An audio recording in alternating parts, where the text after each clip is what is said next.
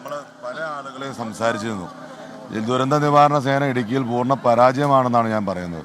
കാരണം ഞങ്ങൾ ഇന്ന് രാവിലെ മുതൽ ഇത് വളരെ പ്രതിസന്ധിയാണ്. ക്രാക്ക് വീണപ്പോൾ മുതൽ മുഴുവൻ ആളുകളെയും ബന്ധപ്പെട്ടതാണ്. ഒരു റെസ്പോൺസും ഉണ്ടായില്ല. ഇപ്പോൾ പറയുന്നത് കേട്ടപ്പോൾ എനിക്ക് വളരെ സങ്കടം തോന്നി. ഇപ്പോൾ ഈ നാഷണയുടെ വർക്കുകളെടുക്കുക, ഇപ്പോൾ ഇതിലും കൂടുതൽ പ്രതിസന്ധി.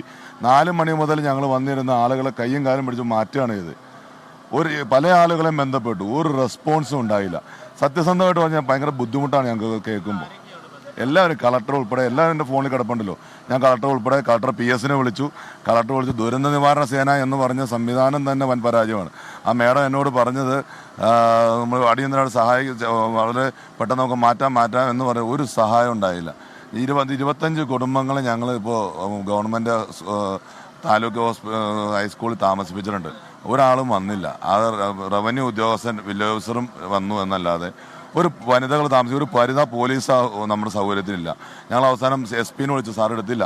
DSP സാറിന് വിളിച്ചു, എടുത്തില്ല. പല CI സാറിന് വിളിച്ചപ്പോൾ ഒരു ലേഡി വനിതയുണ്ട്, അവിടെ 25 കുടുംബം താമസിക്കുക കുട്ടികളായിട്ട്.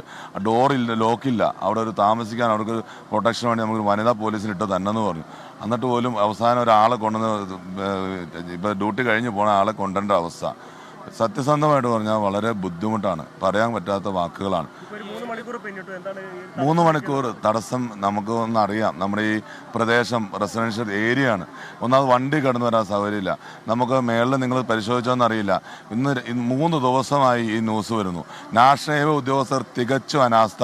40 മുതൽ 50 വീട്ടുകാരെ അടിയന്തരമായിട്ട് മാറ്റണമെന്ന് പറഞ്ഞൊരു ഓർഡർ ഇറക്കിയല്ലാതെ ഈ നിമിഷം വരെ അവർ ഒരു മര്യാദ കാണിച്ച പോലുമില്ല.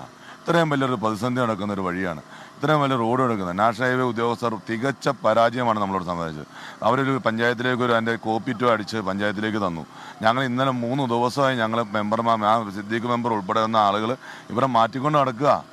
ഇതാരോടാണ് ഞങ്ങൾ പറയുക? ഇനിയും പ്രതിസന്ധിയാണ്.